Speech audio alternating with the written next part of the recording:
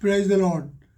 प्रभु का धन्यवाद हो कि इस नए साल में प्रभु ने हमें एक बार फिर से मौका दिया कि इस नए साल के पहले इतवार को हम परमेश्वर की हुजूरी में आ सके, उसकी सभा में आ सके। प्रभु की आज की सभा में आप सबका स्वागत है। हम परमेश्वर के वचन में चलेंगे और मैं आपके सामने परमेश्वर के पवित्र वचन कलाम से पढ़ूंगा। कुलसियों उसका 3 और 1 से 17। कुलसियों 3 और 1 से 17। और यहाँ पर खुदा का कलाम हमको इस तरीके से बताता है, अतः जब मसीह के साथ जिलाए गए तो स्वर्गीय वस्तुओं की खोज में रहो जहाँ मसीह विद्यमान है और परमेश्वर के दाहिनी ओर बैठा है। पृथ्वी पर की नहीं परंतु स्वर्गीय वस्तुओं की ओर ध्यान लगाओ, क्योंकि तुम तो मर गए और तुम्हारा मसीह जीवन परमेश्वर के साथ छिपा है। जब मसीह जो हमारा जीवन है प्रकट होगा तब भी उसके साथ महिमा सहित प्रकट किए जाओगे। इसलिए अपने उन अंगों को मार डालो जो पृथ्वी पर के हैं, अर्थात व्यभिचार, अशुद्धता, दुष्कामना, बुरी लालसा, लोभ जो मूर्ति पूजा के बराबर है। इन्हीं के कारण परमेश्वर का प्रकोप आज्ञा न मानने वालों पर पड़ता है। और तुम भी जब इन बुराइयों में जीवन बिताते थे तो इन्हीं के अनुसार चलते थे, पर अब तुम भी इन सब को अर्थात क्रोध, वैर, भाव, रोष, निंदा, मुंह से गालियाँ बकना, ये सब बातें छोड़ दो और एक दूसरे से झूठ मत बोलो। तुमने पुराने मनुष्यत्व को उसके कामों सहित उतार डाला और नए मनुष्यत्व को पहन लिया, जो अपने सृजनहार के स्वरूप के अनुसार ज्ञान प्राप्त करने के लिए नया बनता जाता है। उसमें ना तो यूनानी, ना यहूदी, ना खतना रहित, ना जंगली, ना स्कूती, ना दास, ना स्वतंत्र, केवल मसीह सब कुछ है और सब में है। इसलिए परमेश्वर के चुने हुओं के समान जो पवित्र और प्रिय है, अपनी करुणा और भलाई और दीनता और नम्रता और सहनशीलता धारण करो। और यदि किसी को किसी पर दोष देने का कोई कारण हो तो एक दूसरे की सह लो, एक दूसरे के अपराध क्षमा करो। जैसे प्रभु ने तुम्हारे अपराध क्षमा किए, तुम भी वैसे ही करो। इन सब के ऊपर प्रेम को जो सिद्धता का कटिबंध है बांध लो। मसीह की शांति, जिसमें तुम एक देह होने के लिए बुलाए गए हो, तुम्हारे हृदय में राज्य करे और तुम धन्यवादी बने रहो। मसीह के वचन को अपने हृदय में अधिकाई से बसने दो और एक सिद्ध ज्ञान सहित एक दूसरे को सिखाओ, चिताओ और अपने मन में अनुग्रह के साथ परमेश्वर के लिए भजन, स्तुति गान और आत्मिक गीत गाया करो। वचन से या काम से जो कुछ भी करो सब प्रभु यीशु के नाम से करो और उसके द्वारा परमेश्वर पिता का धन्यवाद करो। खुदावंद अपने कलाम के पढ़े और सुने जाने पर बहुत आशीष दे। आज का जो नए साल का जो पैसेज आपके सामने पढ़ा गया, और ये पैसेज जो है ये हमें उन बातों को बताता है जिनके अनुसार अगर हम अपनी ज़िंदगी को बिताएं तो हम समझ लीजिए कि स्वर्ग का राज्य हमारा है। प्रभु यीशु मसीह को हमने पा लिया, सचमुच में पा लिया। और प्रभु यीशु मसीह इन सब बातों को बताते हुए हमें हिदायत भी देता है और साथ साथ वो जानता है कि मनुष्य कमज़ोर है और वो उसके भटकना मुमकिन है, वो भटक सकता है। इसलिए वो हमारी हौसला अफजाई करता है, हमको हिम्मत भी देता है और अपने वचनों के द्वारा हमको संभालता है। यूहन्ना 16 और 33 में लिखा है, प्रभु कहते हैं कि ये बातें मैंने तुमसे इसलिए कही कि तुम्हें मुझ में शांति मिले। संसार में तुम्हें कलेश होता है, परंतु ढाढ़स बांधो, मैंने संसार को जीत लिया। बहुत अच्छी बात लिखी है कि कहते हैं कि मैंने ये बातें तुम्हें इसलिए कही ताकि तुम्हें मुझ में शांति मिले, कहीं और शांति नहीं मिलेगी। केवल इस कलाम के ज़रिए प्रभु यीशु मसीह में मेरे और आपको शांति मिलेगी, क्योंकि वो शांति का राजकुमार है। इस संसार में तो तप, उपद्रव, झगड़े और बेईमानी जो कुछ भी आप बखूबी जानते हैं, लेकिन अगर हमें सचमुच में शांति चाहिए तो ये शांति मेरे और आपको प्रभु यीशु मसीह में मिलेगी। और आखिर में बड़ी अच्छी बात कहते हैं, वो कहते हैं हिम्मत रखो। जैसे मैंने आपको कहा कि वो हमारी हिम्मत भी बनाता है, हौसला अफजाई करता है कि मैंने संसार को जीत लिया। अब संसार तुम पे हावी नहीं होगा, तुम्हारे में परेशानियाँ, दिक्कतें आएंगी तो मैं हूँ तुम्हारे साथ, तुम्हें उनसे निजात देने के लिए, उनसे छुड़ाने के लिए। तो कहते हैं मैंने संसार को जीत लिया। और इसी तरीके से मती और उसका 9 और 2 में क्या लिखा है, यहाँ पे लिखा है, हे पुत्र ढाढ़स बांध, तेरे पाप क्षमा हुए। इसमें कोई शंका की बात नहीं है। बड़ी याद से प्रभु के हमको हम ये बात बताते हैं कि हिम्मत रखो, तुम्हारे पाप क्षमा हो गए, तुमने मुझ पे भरोसा रख लिया। तुम्हारे अब अपने आप को पापी मत समझो, गुनहगार मत समझो, अपने आप को जलील मत समझो। ये सोचो कि अब तुम स्वर्ग राज्य के भागी हो। तुम्हारे मुझ पे भरोसा करते ही तुम्हारे पापों को मैंने क्षमा कर दिया। अब उस क्षमा के अंदर बने रहो। दोबारा मेरे और आपको इस पाप में जीवन को बिताने की ज़रूरत नहीं है। और देखिए कि उसमें क्या कहता है, यूहन्ना 5 और उसके 24 में खुदा का कलाम हमको बताता है। 5 और 24 में लिखा है, मैं तुमसे सच सच कहता हूँ, जो मेरा वचन सुनकर मेरे भेजने वाले पर विश्वास करता है, अनंत जीवन उसका है। उस पर दंड की आज्ञा नहीं होती, परंतु वह मृत्यु को पार कर कर जीवन में प्रवेश कर चुका। कितनी बड़ी बात लिखी है कि अब अगर हम प्रभु यीशु मसीह पर भरोसा रखते हैं तो प्रभु कहते हैं कि ये ईमान जो तुमने मुझ पर रखा है, तुम ज़िंदगी में प्रवेश कर चुके, ज़िंदगी में दाखिल हो चुके, उस स्वर्गीय राज्य में दाखिल हो चुके। उसे तुमसे कोई छीन नहीं सकता। तो कलाम कहता है कि मुझे तुमसे कोई तुम्हें मुझसे कोई छीन नहीं सकता। वो हमें छीन नहीं सकता क्योंकि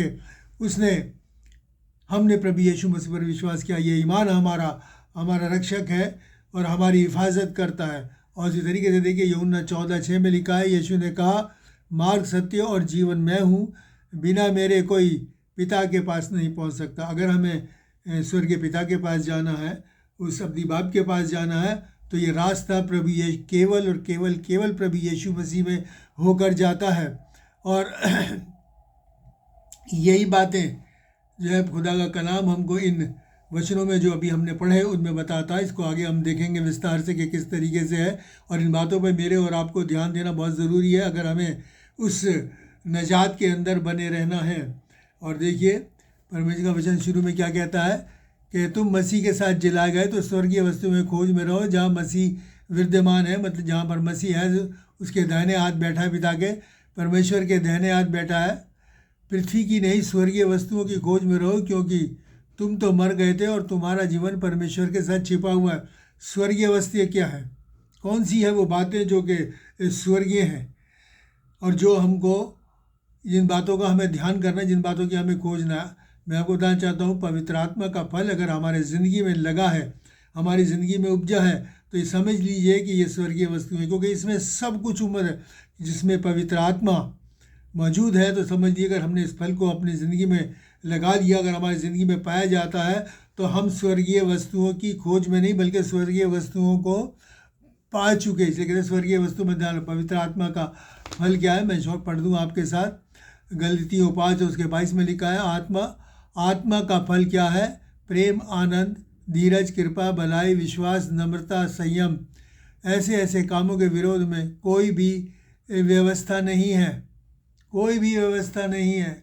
क्या नहीं, इसका मतलब ये है कि कोई भी कानून हमारे खिलाफ नहीं है, कोई व्यवस्था प्रभु की कुदरत नहीं है। हम प्रभु के हो चुके उस स्वरूप और समानता को जिसमें प्रभु ने हमको पाया था, बनाया था, उसमें हम जो है पा चुके। और कहता है कि तुम्हारा जीवन मसीह में छिपा है, जो कि प्रकट होगा जब प्रभु अपनी महिमा के साथ आएगा। इसका मतलब क्या है कि जब प्रभु यीशु मसीह आएगा तो वचन में लिखा है कि मुर्दे जिंदा हो जाएंगे, कब्रें खुल जाएंगी, समुद्र अपने मुर्दे दे देगा, ज़मीन अपने मुर्दे दे देगी, आग अपने मुर्दे दे देगा, और हम सब प्रभु यीशु के साथ उसकी महिमा में शामिल होंगे। जिस महिमा को उसने हमारे ऊपर रखा था, जिस महिमा में हमको बनाया गया था, वो महिमा हमको फिर से मिलेगी जब प्रभु यीशु मसीह आएंगे। इसलिए हमें बहुत ज़रूरी है कि इन बातों को ख़ास तौर से ध्यान रखें। फिर आगे देखिए वो हमें क्या हिदायत देते हैं। वचन में प्रभु बताते हैं किस किस किस्म से हमें अपने जीवन को गुजारना और किन किन बातों से हमें परहेज़ रखना है। इसलिए अपने उन अंगों को मार डालो जो पृथ्वी के हैं, अर्थात व्यभिचार, अशुद्धता, दुष्कामना, बुरी लालसा, लोभ, जो मूर्ति पूजा के बराबर है। अपने उन अंगों को, मतलब जो हमारे जिस्म के अंदर, हमारे शरीर के अंगों में जो बुराइयां पाई जाती हैं, उन बुराइयों को अपने आप से दूर करना है। व्यभिचार, एडल्ट्री जो है वो हमको अपने ज़िंदगी से दूर रखनी है। इसलिए हमारे दिलो दिमाग में भी नहीं होना चाहिए। ऊपर यीशु मसीह कहते हैं अगर तुमने किसी के खिलाफ, किसी महिला के खिलाफ अगर तुमने विचार भी डाल दिया तो समझ लो तुम उसके साथ व्यभिचार कर चुके। उसके बाद क्या है, व्यभिचार, अशुद्धता, हर किस्म की अशुद्धता, हर किस्म की बुराई, क्योंकि प्रभु यीशु मसीह कहते हैं कि जैसा तुम्हारा स्वर्गीय पिता पवित्र है वैसे तुम भी पवित्र बनो। इसलिए हमें हर किस्म की अशुद्धता को हम अपने से दूर करना है। दुष्कामना, बुरी कामना, हर बुरी कामना, हर बुराई, वो कहते हैं कि बुराई का चाहने वाला, वो भी हमको नहीं बनना है। क्योंकि अगर ये हमारे अंदर पाई जाती है, किसी के प्रति दुष्कामना या दुर्व्यवहार की भावना अगर हमारे अंदर है, तो उसे भी मेरे को अपने अंदर निकालना है। मसीह के स्वभाव में मेरे आपको डलना है। फिर वो कहता है कि लोभ जो मूर्ति पूजा के बराबर है, लालच बहुत भयंकर बात है। प्रभु का वचन लिखा कि इसके लालच के चक्कर में बहुत से ने अपने विश्वास रूपी जहाज़ को डुबो दिया। वो कहता है इससे मेरे और आपको दूर रखना है। बड़ी और अच्छी बात यहाँ पर परमेश्वर का वचन कहता है, क्योंकि ये जो लालच है ये हकीकत में जानिए जो कि मूर्ति पूजा के बराबर है और हमको परमेश्वर से दूर कर देता है और बहुत सी बुराइयों में हमको डाल देता है। और इसी के साथ साथ परमेश्वर का वचन क्या कहता है, छठी आयत में लिखा है कि इन्हीं कारणों के कारण, इन्हीं बातों के कारण परमेश्वर का प्रकोप यानी कि गुस्सा, क्रोध आज्ञा ना मानने वालों में पड़ता है। जो इन बातों को जो बताई गई हैं नहीं मानते तो परमेश्वर के क्रोध के भागी होते। कई बार हम कहने लगते हैं कि हमारे साथ ऐसा क्यों, वैसा क्यों, हम तो मसीह के हैं, लेकिन सचमुच में क्या मसीही जीवन हम जिंदगी व्यतीत कर रहे हैं। इन बातों से हमने अपने आप को परहेज़ किया हुआ है। और देखिए बड़ी अच्छी बात, यिर्मयाह और उसका 5 और 25 में खुदा का कलाम हमको बताता है। यहाँ क्या लिखा है, 5 और 25 में लिखा है कि बल तुम्हारे अधर्म के कामों के कारण वे रुक गए। वो कार्य जो परमेश्वर करता है, परमेश्वर की नेमतें और बरकतें रुक गए, और तुम्हारे पापों ही के कारण तुम्हारी भलाई नहीं होती। तुम्हारे अधर्म के कारण वो परमेश्वर का जो अनुग्रह है वो रुक गया, और हमारे पापों के कारण हमारी भलाई नहीं होती, हमारा बुरा होता है। तो हम अपने ऊपर अपनी ज़िंदगी पे गौर करें कि कहाँ कहाँ हमने बुराई करी, क्या क्या कर रहे हैं। क्योंकि ज़रा भी बुराई, परमेश्वर कहता है कि इन छोटी छोटी लोमड़ियों को, छोटी छोटी बातों को जिन्हें हम सोचते भी नहीं कि गुनाह है, वो कहता है कि इन्हें अपने आप से मेरे और आपको दूर करना है, ताकि मैं और अब सचमुच में अच्छे उसके पैरोकार बन सकें, सच्चे पैरोकार बन सकें, ऐसे इबादत करने वाले आराधक बन सकें जिनको वो ढूंढता है। वो पापियों को, पाप को दूर करने के लिए ढूंढता है, लेकिन जो पाप में पड़े उनकी आराधना को वो ग्रहण नहीं करता। इसलिए यशायाह में लिखा है कि तुम्हारी दुआएं, प्रार्थनाएं ऊपर तक नहीं पहुंचती, क्योंकि आपस में तुम लड़ते झगड़ते हो, बुराइयाँ करते हो, दुष्कामनाएं करते हो तो एक दूसरे के प्रति। तो कहता है तुम्हारी प्रार्थना है जो है वो ऊपर नहीं पहुंची। और देखिए खुदा का कलाम क्या कहता है कि जब तुम इन बुराइयों में जीवन बिताते थे तो इन्हीं के अनुसार चलते थे, पर अब तुम भी इन सब को अर्थात क्रोध, गुस्सा, रोष, वैरभाव, निंदा, मुंह से गालियाँ बकना, ये सब बातें छोड़ दो। गुस्सा करना छोड़ दो। गुस्सा करना बहुत से अपराधों को जन्म देता है। गुस्से में इंसान क्या कुछ नहीं कर जाता, हम जानते हैं, मर्डर कर जाता है, मारपीट कर जाता है, बहुत सी बुराइयां और जो है वो गुस्से में कर जाता है। प्रभु कहते हैं कि इनको छोड़ दो। और आखिर में वो क्या कहते हैं कि गालियाँ बकनी छोड़ दो। पहला पतरस और उसका 2:27 में परमेश्वर का वचन कहता है प्रभु यीशु मसीह के लिए कि वो गाली सुन के गाली नहीं देता था। प्रभु यीशु मसीह ऐसे ही मेरे और आपको बनना। अगर कोई इंसान मुझे कोई चीज़ दे रहा है और अगर मैं नहीं ले रहा तो उसी के पास गई। अगर कोई आपको बुरा बुरा कह रहा है, आप शब्द बोल रहा है, गाली का यही मतलब बुरी बुरी बात है, अब शब्द भी बोलना जो है, बुरे शब्दों को भी इस्तेमाल करना भी गालियाँ कहलाती है, और हम हमें दे रहा है और हम नहीं ले रहे तो उसी के पास गई। तो अगर कोई हमारे साथ ऐसा कर रहा है तो आप उसको बिल्कुल भी तवज्जो ना दें और उसको छोड़ दें, क्योंकि फिर वो उसी के पास रह गई। उसका मतलब ये हुआ वो अपने आप को ही गालियाँ दे रहा है। और इसमें क्या लिखा है, एक दूसरे से झूठ मत बोलो। ये झूठ इतनी बुरी बला है, मैं आपको बता दूं कि ये हमें स्वर्ग राज्य से, उस जन्नत से अलग कर देती है। मैं नहीं कह रहा, ये खुदा का कलाम कह रहा है। देखिए प्रकाशित वाक्य रेवल्यूशन उसका 22 और 15 में क्या लिखा है, और व्यभिचारी, हत्यारे, मूर्ति पूजक, हर एक झूठ का चाहने वाला और हर एक झूठ का गढ़ने वाला, झूठ का चाहने वाला और हर एक झूठ का गढ़ने वाला यानी कि झूठी बातें बनाने वाला परमेश्वर के राज्य में प्रवेश नहीं करेंगे, वो बाहर रह जाएगा। तो इसलिए परमेश्वर कहता है किसी से झूठ मत बोलो आपस में। परमेश्वर क्या कहता है, मार्ग, सत्य, जो सच्चाई है और हम उसके पैरोकार हैं, तो यकीन मानिए कि मेरे और आपको भी उसी के जैसा सच्चा बनना है, तभी हम उसके स्वरूप और समानता में होंगे। इसलिए मेरे और आपको झूठ नहीं बोलना किसी भी तरीके से। और अपने पुराने मनुष्यत्व को, अपनी पुरानी इंसानियत को जो तुमने पहले पहन रखी थी, अपने कामों समेत उतार डालो। पुराना मनुष्यत्व, जो पुरानी बातें हमारे अंदर थी, यानी कि अधर्म के काम हमारे थे, वो कहता है इन अंगों को जो पृथ्वी के अंदर मार डालो, इन बुराइयों को अपने अंदर से निकालो। ये बुराइयां जो हमने पहन रखी थी उनको निकाल दो। और बड़ी अच्छी बात, गलतियों 3:28 में लिखा है कि मसीह को पहन लो। उन्होंने क्या करा है? मसीह को पहन लिया है। मैं आपको पढ़ दूँ, गलतियों 3:28 में यहाँ पर खुदा का कलाम मेरे और आपको बताता है। यहाँ लिखा है, अब जो 27 में लिखा है, तुम में से जितनों ने मसीह का बपतिस्मा लिया उन्होंने मसीह को पहन लिया। गलतियों 3:27, जितनों ने मसीह का बपतिस्मा यानी कि मसीह को कबूल कर लिया, उसकी छाप अपने ऊपर ले ली, हमने मसीह को पहन लिया। मेरे और आपकी ज़िंदगी से केवल और केवल प्रभु यीशु मसीह ही जाहिर होना चाहिए। हमारी बातों से, चलने फिरने, उठने बैठने, पहनने ओढ़ने, हमारे बालों से लंबे लंबे बाल करवा के पीछे झुंडा सा बांध लेते हैं, ये सब बातें परमेश्वर वचन में नहीं है। इस बारे में पहले बता चुका हूँ कि हमारे बाल कैसे होने चाहिए, हमारा पहनावा कैसा होना चाहिए। लेकिन आज लोग फैशन में इस चीज़ को ध्यान नहीं करते और शैतान इस चक्कर में लोगों को खुदा से अलग करे जा रहा है, लोगों को खुदा से अलग करे जा रहा है। मेरे भाई बहनों, मेरे और आपको इस चीज़ को ध्यान देना है। हमें फैशन नहीं, बल्कि हमें खुदा के कलाम को देखना है, जिसके ज़रिए से हम उस स्वर्गीय मिराज को पा सकें जो खुदावंद ने मेरे और आपके लिए जगत की उत्पत्ति से पेशतर रखी हुई है। इसलिए मसीह को पहन ले। हम जब हमने मसीह पहना हुआ है तो हम उसी के अनुसार चले भी। और ना तो कोई उसमें, जब हम मसीह को पहन लेते हैं, ना कोई यूनानी रहा, ना यहूदी रहा, ना खतना रहित रहा, ना जंगली, ना स्कूती, ना दास, ना स्वतंत्र, केवल मसीह सब कुछ और सब में है। मतलब केवल प्रभु यीशु मसीह ही सब कुछ और सब में है। इसी के साथ साथ मैं गलतियों 3:28 भी पढ़ दूँ। और यहाँ पर बड़ी अच्छी बात, यही बात यहाँ पर भी एक्सप्लेन की गई है। यहाँ कहा गया है, अब कोई ना यहूदी रहा, ना यूनानी, ना कोई दास, ना स्वतंत्र, ना नर, ना नारी, क्योंकि तुम सब मसीह में एक हो। हम सब मसीह में एक हैं। इसीलिए जब हम प्रभु यीशु मसीह को ग्रहण करते हैं, क्रिश्चियनिटी में आते हैं, तो हमारे अंदर से क्या कोई ऊंच नीच, जात पात, कुल, ये सब खत्म हो जाता है। अब हम केवल मसीह हैं, उसके बेटे और बेटियां हैं, क्योंकि परमेश्वर का वचन कहता है उसने एक ही मूल से सब जातियों को बनाया। तो हमारा मूल और प्रभु यीशु का मूल एक ही है। तो इसलिए कोई ऊंच नहीं, वैर भाव कुछ नहीं, ऐसा कुछ नहीं है। इसलिए मेरे और आप जो है अब सब एक हैं। और हम उसी तरीके से आपस में प्यार और मोहब्बत से किसी को छोटा गरीब ऐसा समझ के अपनी ज़िंदगी ना बिताएं, बल्कि जैसे प्रभु यीशु मसीह हम सबको एक समान देखता है, उसी तरीके से मैं और आप अपनी ज़िंदगियों को बिताएं। और देखिए पर क्या कहता है परमेश्वर में 12वीं आयत में लिखा है, इसलिए परमेश्वर के चुने हुओं के समान जो पवित्र, प्रिय है और बड़ी करुणा, भलाई, दीनता, नम्रता और सहनशीलता धारण करो। आ गए यहाँ पर सारे पवित्र आत्मा के फल के विषय में। यहाँ पर फिर कहता है कि ये चीज़ें मेरे आपको धारण करनी है, मेरे आपको अपनानी है, मेरे आपकी ज़िंदगी में ये चीज़ें पाई जानी चाहिए।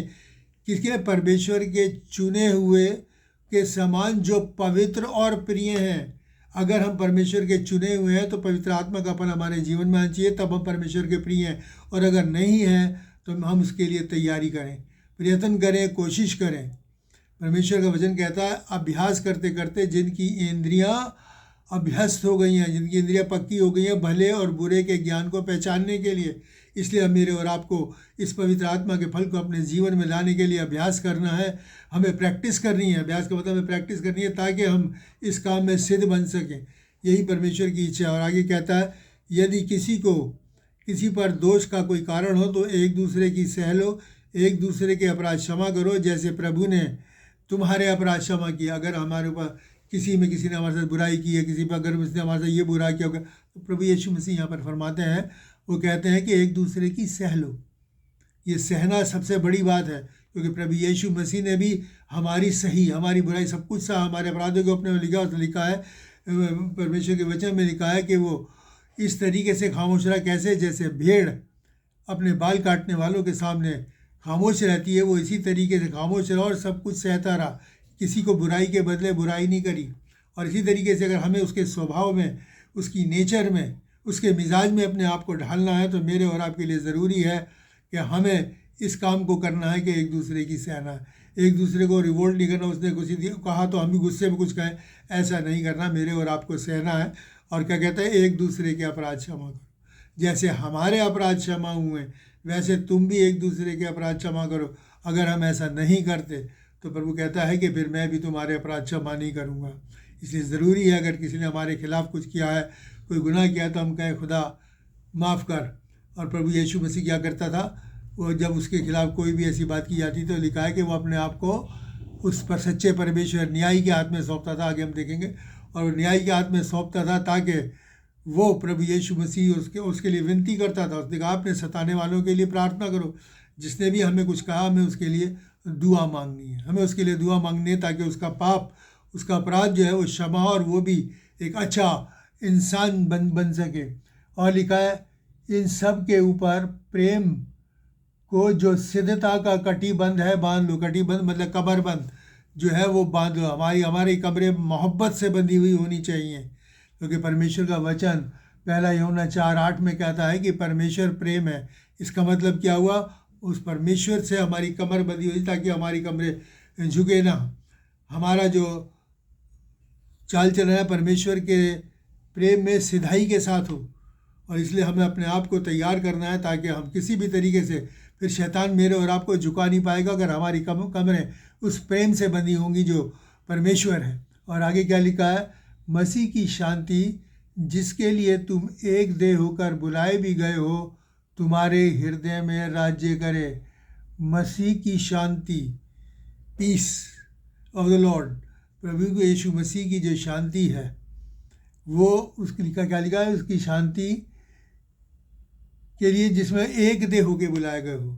हम उस शांति के अंदर एक बदन है, क्योंकि मसीह हमारा सिर है और हम सब उसके अंग हैं। तो मसीह के साथ हम एक बदन है। इसलिए जो सिर हमारा है, हमारा जो पूरे शरीर का संचालन है हमारे सिर से होता है।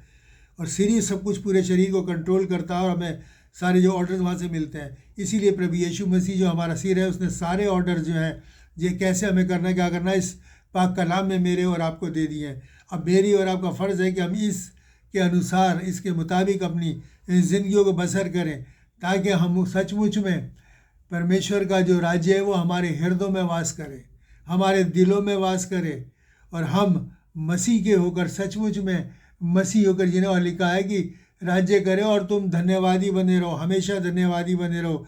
किसके? पिता परमेश्वर के, प्रभु यीशु मसीह के धन्यवादी बने रहो, क्योंकि जो धन्यवाद करता है वो परमेश्वर की महिमा करता है। और वचन कहता है वचन से 51 में कि परमेश्वर को केवल धन्यवाद ही का बलिदान चढ़ाओ, और कोई बलिदान बाकी नहीं रहा, और कोई बलिदान है ही नहीं जो हम चढ़ा सकते हैं। केवल इसके लिए कि जो कुछ भी उसने हमारे लिए किया है और बहुत से ज़्यादा किया है उसके लिए हम उसका शुक्रिया अदा करें, निरंतर उसके लिए हम धन्यवादी बने रहें। और आगे लिखा है 16वें में लिखा है कि मसीह के वचन को अपने हृदय में अधिकाई से बसने दो।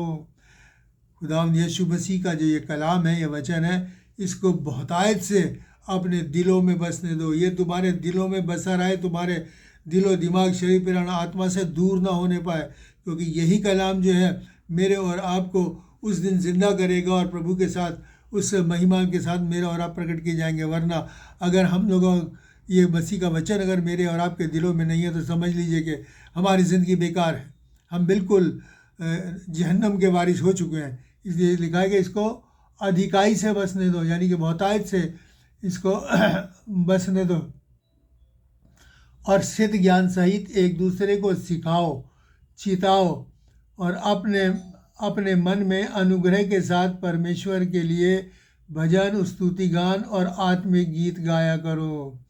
इस कलाम को सिर्फ मेरे और आपको अपने ही दिल में नहीं बसाना, बल्कि इसको दूसरों तक पहुँचाना है। इसीलिए मैं हमेशा जब भी मैसेज देता हूँ उसके बाद एक बात कहता हूँ, इसको ज़्यादा से ज़्यादा शेयर करो। जितना आप फैलाएंगे खुदा के कलाम को, उतना आप खुदा की मर्ज़ी को पूरा करेंगे। जैसे लिखा सारी बातें मैंने आपको कहा ना, जितने भी निर्देश हैं, जितनी बातें इस कलाम में खुदा ने मेरे और आपको दे दी हैं। और ये भी एक बात है जो खुदा ने मुझे की है, हम लोगों को दी है कि जाओ इस कलाम को दुनिया के छोर तक फैलाओ और जो बातें मैंने तुम्हें बताई हैं उन्हें लोगों को मानना सिखाओ। मत्ती 28 में हम पढ़ सकते हैं इसको। तो ये काम क्या कहेगा, सिखाओ और अनुग्रह सत परमेश्वर के लिए भजन, स्तुति गान और आत्मिक गीत गाया करो, बड़े अनुग्रह के साथ, विद ग्रेस। मेरे और आपको परमेश्वर के भजन, स्तुति गान और आत्मिक भजनों में लगे रहना है। यानी एक कैसेट लगा के हमने सुन लिया, ठीक है, कैसेट में तो हमने सुन लिया। परमेश्वर का वचन कहता है कि हमें सुनना नहीं है बल्कि हमें गाना है। गाया करो, बड़ लिखा है आत्मिक गीत गाया करो, हमें गाना भी है। परमेश्वर हमारी वाणी सुनना चाहता है, हमारी आवाज़ सुनना चाहता है। कैसेट से तो जो गा रहा है वो सुन रहा है या हम सुन रहे हैं, लेकिन खुदा के मेरे और आपको ये हिदायत देता है, ये भी एक हिदायत है कि तुम गाओ। अगर वो गा रहा तो मेरे और आपको भी भजन गाना चाहिए। जैसे पहले वक्तों में, हमारे वक्तों में हुआ करता था कि घर फैमिली प्रेयर्स में हम लोग ज़रूर एक गाना गाया करते थे और गाना भजन गाया करते थे, स्तुति गान गाया करते थे। और ये गान भी ऐसे नहीं कि बस एक फॉर्मेलिटी के तौर से। देखिए खुदा का कलाम मेरे और आपको क्या कहता है, भजन संहिता 47 और उसका 7, Psalm 47 and 7। और यहाँ पर क्या लिखा है, परमेश्वर सारी पृथ्वी का महाराजा है। परमेश्वर सारी पृथ्वी का महाराजा है, सूझबूझ कर बुद्धि से भजन गाओ। सूझबूझ कर, पूरी समझ के साथ और पूरे बुद्धि के साथ कि तुम क्या गा रहे हो। बहुत सी बातों में, बहुत से गाने जो आजकल चल रहे हैं उनमें मैंने देखा है कि उनकी वर्डिंग परमेश्वर की महिमा के लेनी है, उसमें साज और ये तो बहुत खूब बज रहे हैं, लोग झूम जाए, लेकिन उनकी वर्डिंग मुझे अच्छी नहीं लगी। बहुत से गाने ऐसे हैं जिनकी की वर्डिंग मुझे नहीं लगी। इसलिए परमेश्वर का वचन कहता है सूझबूझ कर और बुद्धि से, क्योंकि परमेश्वर महाराजा है। तो महाराजा की स्तुति में उसके सम्मुख खड़े हो उसका भजन गा रहे हैं, तो हमें सोचना है कि उसकी महिमा में, उसके शान और शौकत में, उसके जहो जलाल के अंदर ज़रा भी कमी ना आने पाए, किसी भी किस्म की ऐसा ना होने पाए कि हम उसकी महिमा को कम करें। इसलिए मेरे और आपको बड़े सोच समझ के इस काम को करना है। भजन गाना भी आसान नहीं, पर भी भजन संहिता में दाऊद क्या कहते हैं, मैं तेरी सहायता से तेरी प्रशंसा करूँगा। मैं तेरी सहायता से, हम परमेश्वर की सहायता मांगे गाने से पहले, दुआ से पहले, हर काम से पहले। और देखिए खुदा का कलाम आगे जो 17वां वचन है उसमें आए थे, उसमें यही बात कहता है, वचन में या काम में जो कुछ भी करो प्रभु यीशु के नाम से करो। वचन से या काम से जो कुछ भी करो प्रभु यीशु मसीह के नाम से करो। यानी कि हम परमेश्वर के वचन को पढ़ते हैं तो हमें दुआ करनी है प्रभु यीशु के नाम से, हम स्तुति भजन गाते हैं प्रभु यीशु के नाम से, और फिर अपने जो निजी काम है वो भी करो, वो भी प्रभु यीशु मसीह के नाम से शुरू करो।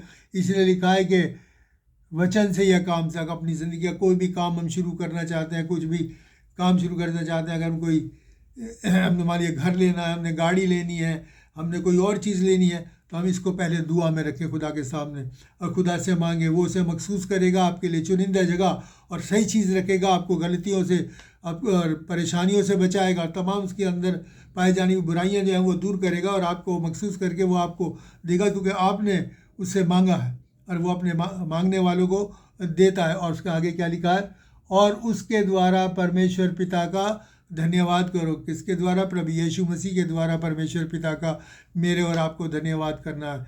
ये है, अगर इन बातों को अपनी ज़िंदगी में ध्यान दें, इन बातों के ऊपर अगर मैं और आप गौर करें, तो मेरे प्यारे भाई बहनों, हमारी ज़िंदगी में कोई घटी कमी नहीं होगी। और समझ लीजिए कि हम जीवन को पार करके ज़िंदगी में प्रवेश, मृत्यु को पार करके ज़िंदगी में प्रवेश कर चुके हैं।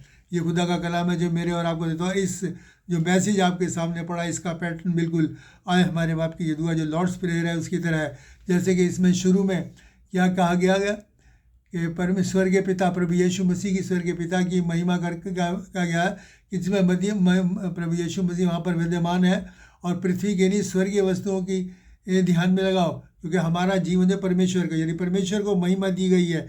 और आखिर में भी वो परमेश्वर को महिमा देता है कि परमेश्वर का धन्यवाद करो। जैसे है हमारे बाप तू जो आसमान पर है और कुदरत जलाल हमेशा ते रही है, ये आखिर में।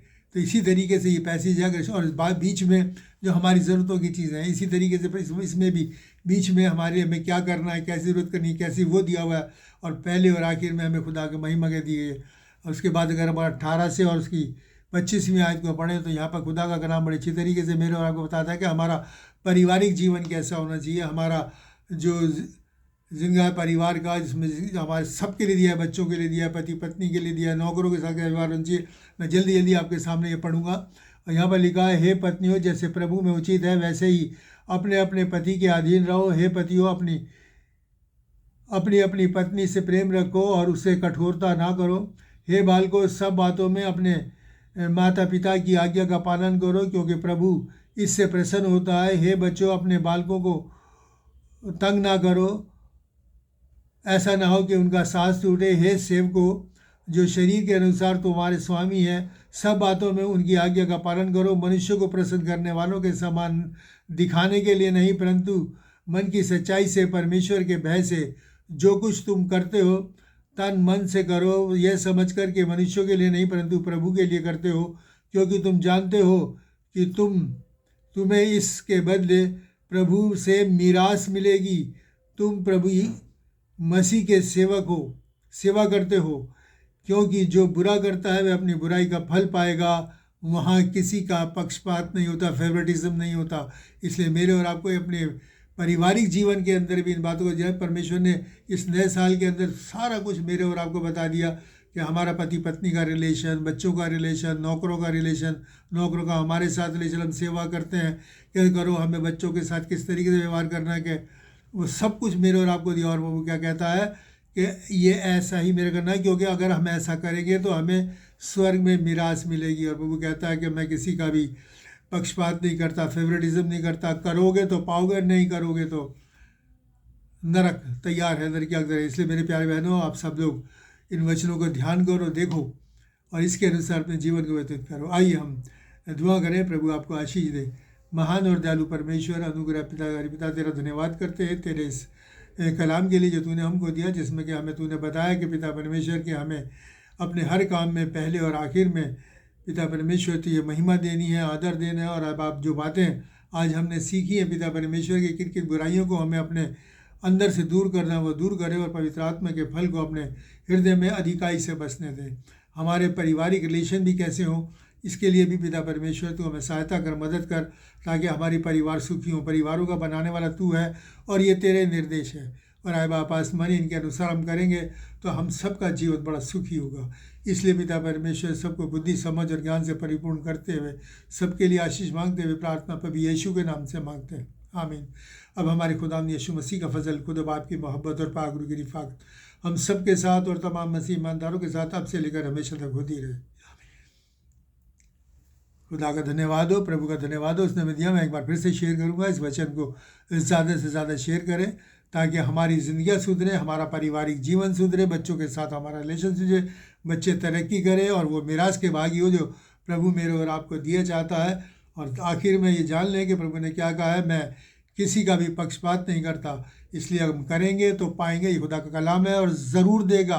और वो कहता है इसीलिए उसने कहा है कि तुम मृत्यु को पार करके जीवन में प्रवेश कर चुके। शेयर करें, सब्सक्राइब करें, ताकि खुदा के कलाम को जैसे इसमें लिखा है कि सिखाओ और लोगों को बताओ, हम उसकी आज्ञा के पालन करने वाले, उसके सच्चे आज्ञाकारी हो सके। प्रभु आप सबको आशीष दे। Thank you, God bless you.